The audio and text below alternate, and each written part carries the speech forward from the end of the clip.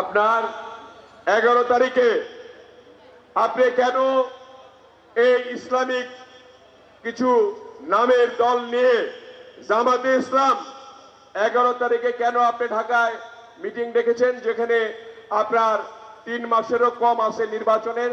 কেন?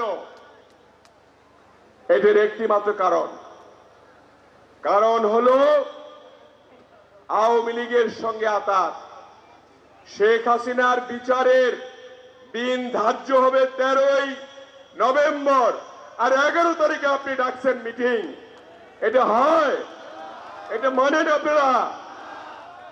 13 তারিখে দিন ধার্য হবে এবং তার 5 থেকে 7 দিনের মধ্যে শেখ হাসিনার ফাঁসি হবে। শেখ হাসিনার ফাঁসি হবে।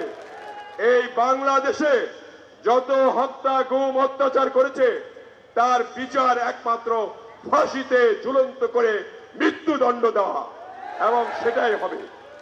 এবং এটা হতে যাচ্ছে, সেটাকে বাধা প্রদান করার জন্য এখন আপনি 11 তারিখে মিটিং ডাকলেন কেন? কি কারণ?